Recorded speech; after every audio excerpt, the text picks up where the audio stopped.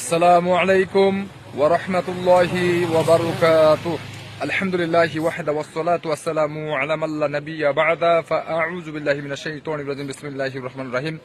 إنما المؤمنون إخوة سورة الحجر آية نمبر 10 إنما يخشى الله من عباده العلماء سورة الفاتحة آية نمبر 28 وقال النبي صلى الله عليه وسلم لا تصاحب إلا مؤمنا তিরমিজি হাদিস নাম্বার 27 95 নম্বর হাদিস।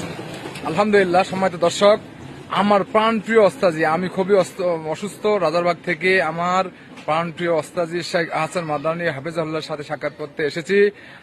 আর আলহামদুলিল্লাহ আলহামদুলিল্লাহ আলহামদুলিল্লাহ সুম্মা আলহামদুলিল্লাহ।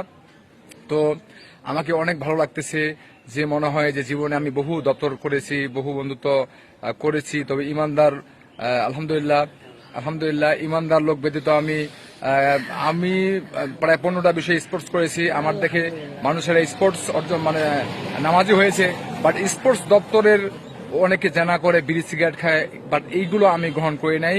আমি আল্লাহ সুবহানাহু ওয়া তাআলা বলেছেন আমি পরে কথা বলছি, ইয়া আইয়ুহাল্লাযীনা আমানু তাকুল্লাহ ওয়া কুনু মা'আস সাদিকিন সূরাতুল তাওবা আয়াত নম্বর 119 আল্লাহ সুবহানাহু ওয়া তাআলা বলেছেন, হে ঈমানদারগণ তোমরা আল্লাহ সুবহানাহু ওয়া তাআলাকে ভয় করো এবং সত্যবাদীদের সাথে থাকো। সত্যবাদী কারা? নামাজি, পরেজগার। নামাজিরা সত্যবাদী মুসলিম, বেনামাজিরা কাফের, মিথ্যাবাদী, সত্যবাদী নয়। তো শাইখ আপনি একটি কথা বলুন প্লিজ। আসলে আমার ছাত্র আব্দুল কুদ্দুস ভাই, তিনি অনেক দিন ধরে লেখাপড়া করছেন, আবার আমাকে অনেক ভালোবাসেন। সবচাইতে বড় কথা, আমি ভাইকে সবসময় appreciated you, and now I am appreciating you and I will appreciate you inshallah. There is no doubt in it. জাযাকাল্লাহু খাইরান। বারাকাল্লাহু ফিক।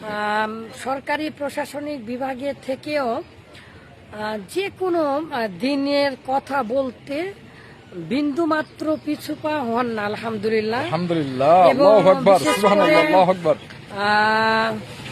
তিনি আল্লাহর ইচ্ছায় কোরআন হাদিস জানেন। তো এই যে আপনারা দেখলেন, ওই কেবলই খুতবা দিয়ে আসলাম ভাই, আমি তো খালি হাদিস মুখস্থ করেছি, কোরআনের আয়াত মুখস্থ করেছি, নাম্বারিং সহ মুখস্থ করা হয়নি। কিন্তু আলহামদুলিল্লাহ আব্দুল কুদ্দুস ভাই কোরআন হাদিস নাম্বারিং সহ বলতে পারেন।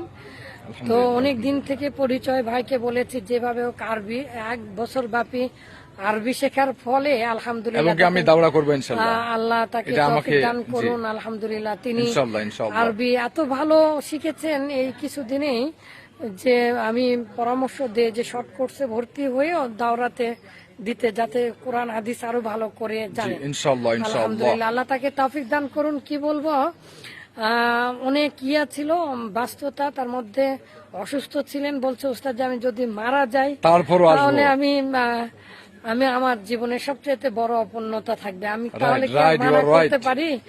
এই জন্য বলেছি ঠিক আছে আপনি চলে আসেন। আল্লাহ আমার জন্য দোয়া করবেন, সবাই দোয়া করবেন দিনের খেদমত যেন আমরা করতে পারি। প্রত্যেকটি প্লেজে আমরা যেখানেই থাকি না কেন, প্রত্যেকটি প্লেজে থেকেই আমাদেরকে দাওয়াতি কাজ করতেই হবে, এবং সেটা আল্লাহ সুবহানাহু ওয়া তাআলার সন্তুষ্টির উদ্দেশ্যে।